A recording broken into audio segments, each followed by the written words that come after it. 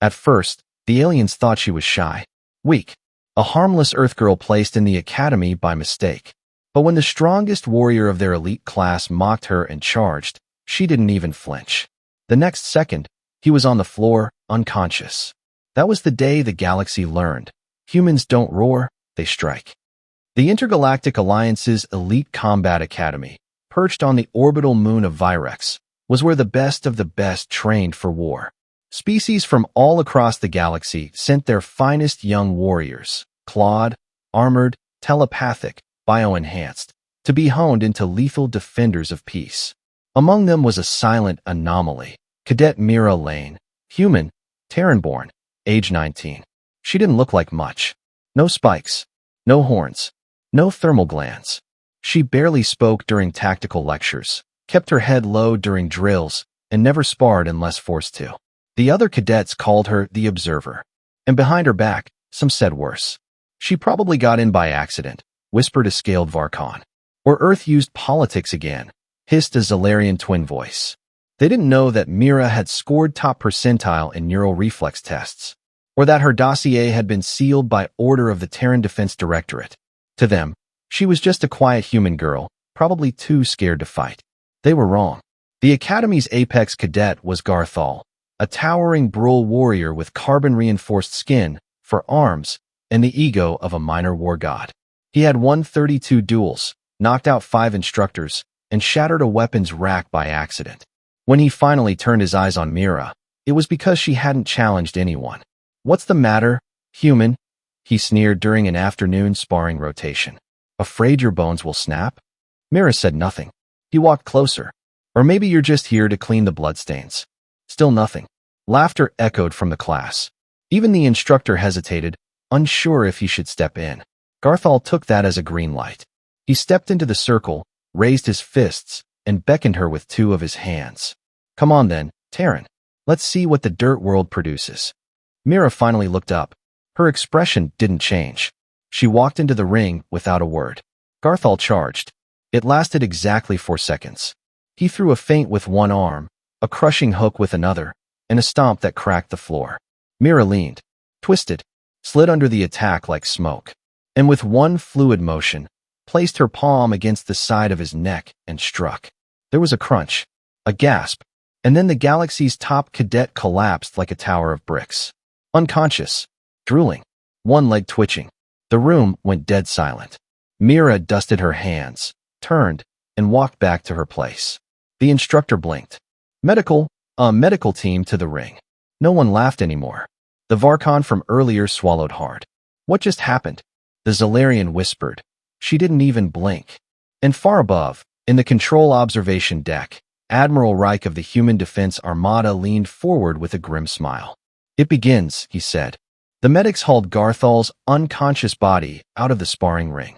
His vitals were stable, but his pride? Shattered beyond repair. News spread through the academy like wildfire. The mighty apex warrior of class Aurelius had been dropped like a sack of vegetables by a human girl no taller than his torso. Rumors buzzed through the corridors. She used pressure point techniques. No, it was psychic combat. Maybe she's an android. But Mira Lane didn't answer questions. She kept to herself, ate quietly, trained quietly, meditated while others bragged, watched others when they fought, and only moved when necessary. Her silence was no longer interpreted as weakness. It became something far more unnerving. On the second floor of the Academy's central tower, instructors huddled around a paused frame of the fight. "Initiate," growled Commander Orkson, a grizzled Varnak. She didn't even lift her heels when dodging. "That counterstrike, it's not in our databanks." Admiral Reich, observing from a secured hololink, raised one eyebrow. "That's because it's not yours to understand."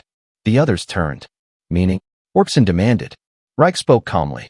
"That strike was developed on Earth during a war none of you studied. She was trained by a ghost unit known as the Black Root. Silent assassins. Urban phantoms. They were made to kill psionics, brutes, exoskeletons, anything." A long silence followed. One of the instructors, a blue-skinned Decrothy, muttered, "But she's a cadet." "She's a symbol," Reich said. "We sent her not just to learn. We sent her to remind the galaxy why Earth was left uninvaded." Down in the training halls, Mira stood alone in the rain-slick sparring yard, her arms behind her back. Her eyes scanned moving drones as they zipped across the courtyard, each one programmed with randomized attack patterns. She stepped forward, and in 23 seconds, dismantled all 5 with surgical precision. No wasted energy, no fancy flourishes, just control and purpose. From the shadows behind the glass, her classmates watched. A silent Utran warrior crossed his arms. She should be feared. Another, the Varkhan, whispered. No, she should be respected. But not all shared that view. In the deep levels of the academy, in a chamber reserved for elite planning and species evaluation, a new name had appeared on the screen. Mira Lane, growled the voice of an unseen figure. Too dangerous. Too unpredictable. A claw tapped the table. Begin surveillance.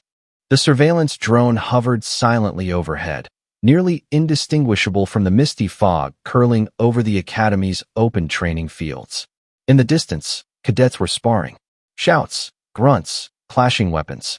All routine. Except one corner remained untouched. Mira Lane stood there, still as stone. Watching. She didn't train with others now. Not since the Garthal incident.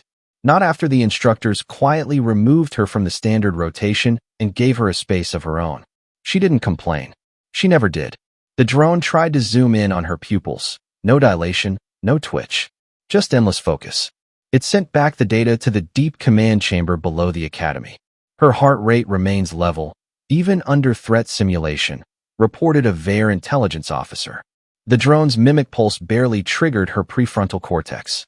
No fear response. A shadowed figure leaned in from the back of the chamber. She's suppressing something. No one is that calm. Not naturally. They didn't know the half of it. Mira had awakened at 0400, like always.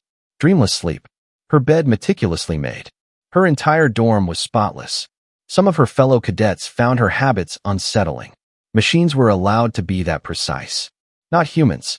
But Mira had grown up in environments where precision was survival. At 8 years old, she'd watched her city crumble under an orbital strike. At 9, she'd held a gun heavier than her arms could support. At 10, she learned how to make an enemy disappear using only a bootlace and misdirection. The Black Root had not recruited her. They had rescued her and shaped her into something beyond soldier or spy. Now she was here, among aliens who thought her species was fragile, among warriors who still believed size equaled strength. She zipped up her uniform and headed to her assigned zone. Today, her exam would be against 6 kinetic drones, programmed with variable patterns and electromagnetic shunts to disable most known martial techniques. Mira didn't even flinch. When the command beep echoed in the air, the drones sprang to life like wasps. Whirring, stinging, slashing, moving faster than any organic cadet could see. Mira moved once, stepped left, slid under a swipe, then tapped the emitter core of Drone 1. It dropped instantly. Drone 2 fired a pulse bolt. Mira angled her body, letting it whistle past her ear, then kicked off the ground into a vertical roll, using the rebound to crush the drone's optic sensor. The next 4 engaged in unison. No hesitation. Mira's mind didn't race. It slowed. She mapped each angle in real time. Dropped to her knees. Let gravity assist her. Let her enemy's own momentum betray them. The entire simulation ended in 39 seconds. The instructors watching from behind the security glass stood in silence. She's improving, muttered one of them. No, said another. She's holding back. By noon, the Academy's social channels were filled with whispers again. No video footage was released, officially, but word of mouth painted Mira as a ghost in human skin. Some feared her. Some admired her. One cadet wanted to test her. Rathan Kaur, a 4-armed Dreskari with obsidian black skin and crimson war paint, had never lost a match. He was a senior cadet, brash, proud, and furious that no one talked about his record anymore. They only spoke of the human girl.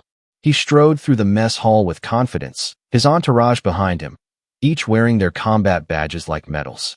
He dropped his tray beside Mira's. Human. She didn't look up from her book. Rathan narrowed his eyes. I'm challenging you to a sanctioned duel. Silence. 1 second. 2. Then Mira slowly closed the book, set it on the table, and met his gaze.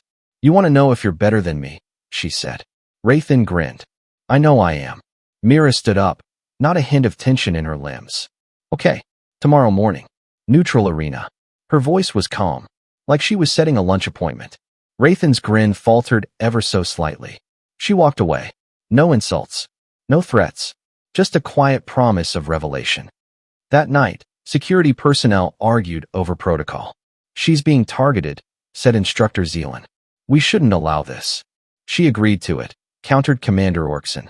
And she's well within her rights. We've all seen what she can do. She could kill him. Then maybe Rathan will learn humility.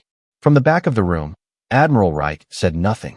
He simply watched the recording from Myra's drone simulation on loop. Over and over, and smiled faintly. She's still not showing her real form, he whispered. They've only seen her echo. At dawn, the arena was packed. Word had spread far beyond Class Aurelius. Even instructors from other programs arrived. Not officially, of course, but no one wanted to miss the spectacle.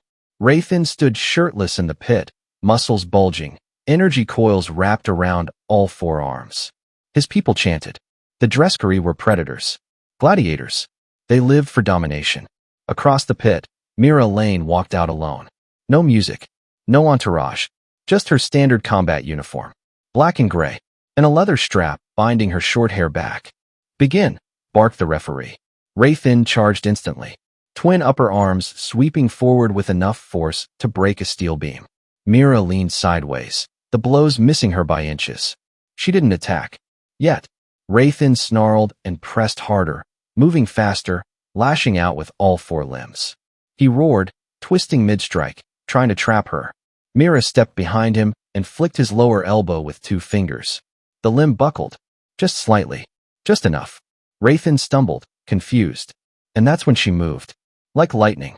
One hand snapped forward, 2 knuckles driving into a nerve cluster at the base of his spine. He gasped. She kicked the back of his knee, forcing him to collapse forward.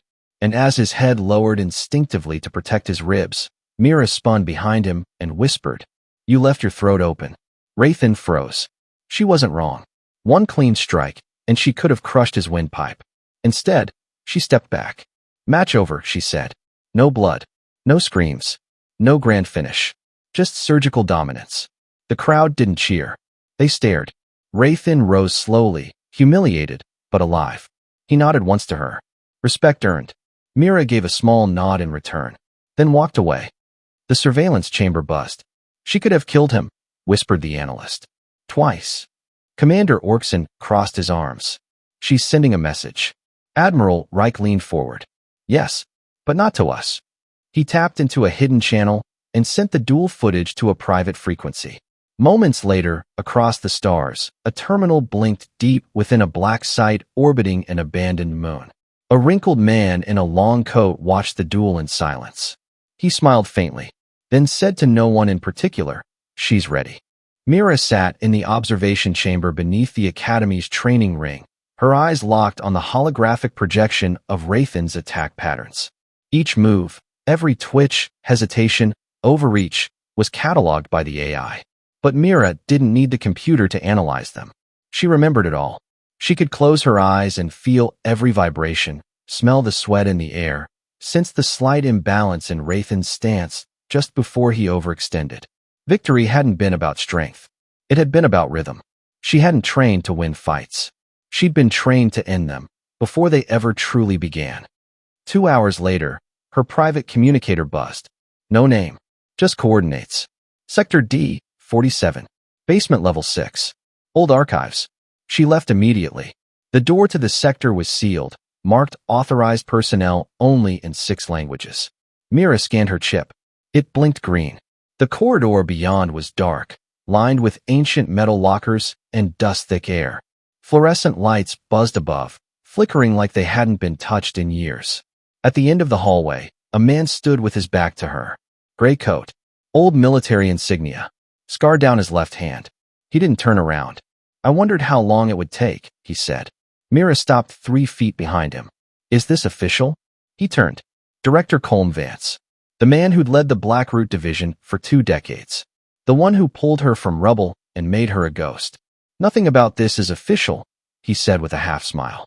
"We buried you in the system. Dead. Gone. No records.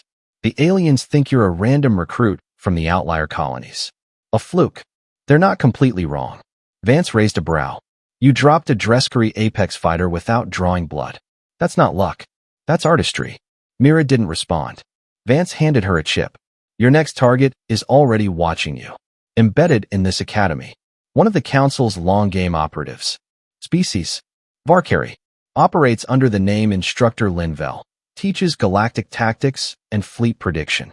Myra's brow furrowed slightly. The one who said humans lack strategic instincts. Vance smirked. Exactly. You have permission to make him disappear.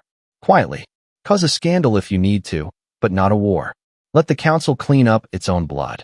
Mira tucked the chip into her uniform. Any preferences on how? Vance shrugged. Get creative. I taught you well. He stepped past her. Stopped. One more thing, Mira. She looked up. You're not a student anymore. I never was. And then she left. Instructor Linvel was a tall, blue-scaled being with slitted eyes and a permanent expression of polite contempt. He lectured in a sweeping voice that echoed through the dome chamber, delivering theories about warfare that always positioned the Varkari as the galaxy's natural commanders. His disdain for humanity was subtle but ever-present. And that is why instinct-based responses like those exhibited by apex predators, such as humans, are insufficient for real-time fleet adaptation under interstellar lag conditions. Mira sat in the front row, expression blank. He ignored her. He'd always ignored her. Until today. That night, Mira broke into his private quarters. No alarms tripped. No motion detected. She moved like breath on glass. The Varkari's personal console flickered with encryption, a dozen layers thick. Mira bypassed them in under 4 minutes. Her old training surged like muscle memory. What she found made her pulse finally spike. Instructor Linvel wasn't just a spy. He was coordinating information leaks to the Zinthri Combine, one of the human race's most ruthless enemies. Ship schematics, defense cycles, blind zone windows around Sol's orbital watch stations. This wasn't ideological disdain. This was treason. And he wasn't working alone. She copied everything, set a timed virus to erase his backups, and left without a trace. The next day, Instructor Linvel vanished. Academy staff reported that he'd resigned due to health concerns and left for his homeworld. Only Mira knew his resignation involved a quiet extraction in the dead of night and a permanent reassignment to a deep cryocell on an asteroid prison colony. The Academy never questioned it. Another bureaucratic shuffle. Another name forgotten. But whispers of Mira Lane spread even farther. Mira returned to her dorm that evening and found someone waiting at her door. He was human, tall, dark-skinned, shaved head, military-bearing. His insignia showed no affiliation with the Academy. Can I help you? She asked. The man extended a sealed letter. From Admiral Reich. Eyes only. She took it. Opened it. 5 words, handwritten. Prepare for deployment. Real war. Below it, coordinates. Classified level, 10. She looked up. I thought this was still a training station. The man's expression didn't change. The galaxy doesn't wait for graduation. 12 hours later, Mira stood on the bridge of the stealth frigate Halcyon Wrath, a black-armored ship designed for rapid infiltration and high-risk extractions. The crew was small. All human. All off-book. Captain Nora Vale, a woman with cybernetic implants and cold eyes, nodded at her. You're the ghost of Blackroot. Didn't expect you to look so young. Mira said nothing. Nora smirked. Don't worry. I'm not underestimating you. The nav screen blinked with incoming data. Zinthri raiders had seized a Terran science vessel near the neutral zone. Dozens of hostages. Hidden biological data at risk. And a countdown. 4 hours until execution broadcast. Mira turned to Nora. We go in quiet. Nora tilted her head. And if quiet fails? Mira walked toward the weapon lockers. Her hand brushed across the old-fashioned combat knife she always carried. Steel, not plasma. Then we show them Earth doesn't make ghosts. She strapped the blade to her side. It makes monsters who learned how to disappear. The stealth frigate Halcyon Wrath exited warp space on the edge of a dead star system, a graveyard of celestial wrecks. Radiation from long-collapsed suns washed across shattered moons and drifted husks of forgotten warships. This was where the Zinthri liked to hide. On board, Mira adjusted her infiltration armor. Lightweight, matte black, laced with smart fibers and kinetic dispersal mesh. No insignia, No color. Just shadow made solid. Insertion in 7 minutes, Captain Nora Vale said, tapping the holomap. 3 heat signatures confirmed on the Terran vessel. Likely hostages. 25 enemy readings, rotating patrols, powered armor. Mira nodded. I'll go alone. You're good, kid, but not invincible. Mira looked at her calmly. They won't see me. Nora held her gaze, then stepped back. Give him hell. The Zenthari guard never knew what killed him. Mira dropped from the ceiling behind him like falling mist. Her blade slid between his vertebrae before he could draw breath. She lowered his body silently, dragging it behind a console. Inside the ship, corridors pulsed with crimson emergency light. Screams echoed in the distance. Hostages. Mira moved like a phantom, flowing from shadow to shadow. She hacked a security panel and fed a false patrol signal to the enemy HUDs, a trick she'd learned in her Blackroot training. Their formation shifted. Gaps opened. She slipped through. The holding cell was a wide hexagonal chamber rimmed with electrified fencing. 3 scientists huddled at the center, bound, faces bruised. A Zenthari warrior barked orders into a comlink. Mira didn't wait. She shot twice, a flash pulse and an EMP dart. One blinded. One fried. The Zenthari collapsed, convulsing. She reached the hostages. You're safe. Follow Corridor Delta. Friendlies on the far side. One of them, a man in a tattered Earth Alliance uniform, whispered, Who are you? Mira looked at him. No one.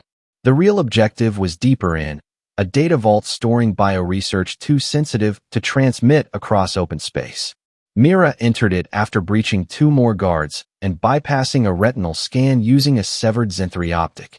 Inside, a sphere floated in 0G, blinking with encrypted light. She reached for it and paused. Someone was behind her. The air shifted. Mira spun, blade in hand. The warrior was huge, taller than Rathan. His armor bore the mark of the Apex Elders, a living legend among the Zenthari. You, he rumbled. The human who silenced the Dreskari. Mira said nothing. You were a child when your colonies burned. You remember our flame. She nodded once, then let flame meet shadow. He charged. Mira ducked the first blow. His warhammer shattered a bulkhead behind her. Sparks sprayed the vault. She stabbed low, but his armor deflected it. He backhanded her. She slammed into a wall, ribs cracking. Her vision blurred, but her hand moved by memory. Flash pulse. Then she was on him, knife under his chin, pressing into the exposed joint of his helmet. He snarled. You fight like us. She hissed. No, I fight better. She drove the blade upward. The warrior twitched, then went still. Mira collapsed beside him, blood dripping from her side. The vault beeped. Data transfer complete. She radioed in. Package secured. Hostages clear. I need evac. Nora's voice crackled. On our way. You did it. Mira stood slowly, breath shaking. No, she said. This isn't done. Back aboard the Halcyon Wrath, Mira stared at the star map. The data they'd recovered showed something worse than expected. The Zenthari were preparing to strike Earth again. Not with ships. With bioweapons engineered from stolen Terran DNA. This war, Nora whispered, was never about conquest. It was about extinction. Myra's voice was like steel. Then it's time they feared the ghosts they made. She walked away from the map, toward a locker. Inside it was her old uniform. Blackroot, fully restored. She suited up. The galaxy had forgotten what humans could become when pushed too far. They were about to remember. The fleet above Raxus burned. Fire and wreckage rained from the sky as the Crucible's coalition hammered the Executioner fleet. The Serene had thrown everything they had into this final retaliation, and it wasn't enough. Not against a human who had tasted torture, survived it, and returned to bring the walls down. Leon Maddox stood on the bridge, eyes locked on the tactical feed. Explosions flared like dying stars across the void. Fighters darted between wrecked hulls. The rebel fleet, cobbled together from outlaws, survivors, and defectors, was outnumbered 2-1, but not outmatched. Not anymore. Third dreadnought disabled, came the report. Trask turned to Leon. They're collapsing. It's now or never. He nodded. We pushed to the command ship. The Scourge of Valax, a monstrous vessel twice the size of any Terran dreadnought, loomed ahead. It was the flagship of the High Lord himself. Leon knew he had to finish this, not with missiles or bombs, but face to face. Prep the boarding team, he said. We in this tonight. The boarding pod smashed into the hull of the Scourge. Sparks erupted as the breech cutter sliced through, opening a path into the Empire's heart. Leon led the charge. Behind him, veterans of rebellion surged forward. Humans, aliens, anyone who had suffered under the Serene. Corridors echoed with alarms and shouting guards. Gunfire lit the halls. Plasma blasts tore into enemy ranks. Leon moved with purpose, clearing a path with brutal precision. They reached the inner sanctum. The doors to the throne room sealed with thick alloy, but Harrow was already working the panel. Give me 30 seconds. Leon turned. You have 15. Inside the throne chamber, High Lord Valax waited. Golden armor. Twin-bladed staff. Eyes like poisoned ice. You should have died on that table, Valax said coldly. Leon stepped forward, face bare, scarred, unflinching. You should have never touched Earth. With a scream, Valax charged. The battle was fast and violent. Valax was no coward. His strikes were fierce, practiced, refined. But Leon had something else. Rage honed by discipline. Pain tempered by purpose. Metal clashed. Sparks flew. Valax swung wide. Leon ducked and drove his blade into the High Lord's side. Valax staggered, roared, twisted, and slashed across Leon's chest. Blood sprayed, but Leon didn't fall. He headbutted the alien warlord, then struck low, sweeping Valax's leg. As the High Lord fell, Leon pinned him down. No more cages, Leon whispered. And he drove the blade through Valax's throat. Across the fleet, the Scourge went silent. The enemy's flagship had gone dark. The Serene ships faltered. Many surrendered. Others fled. On the Crucible, cheers erupted. Trask turned to the crew. Victory confirmed. The Empire has fallen. Weeks later, a new assembly was held on liberated soil, once a prison world, now the meeting ground of a free galaxy. Leon Maddox stood before thousands. We were never meant to survive, he began. But survival wasn't enough. We rose. We fought. We broke our chains. Not just for Earth, for everyone. He looked to the stars above. I was a prisoner. Now I'm a promise. That no empire will rise again without resistance. That no scream will go unheard. We are the fire they lit. And now, we burn for justice. Thunderous applause followed. The war was over. But the legacy had just begun.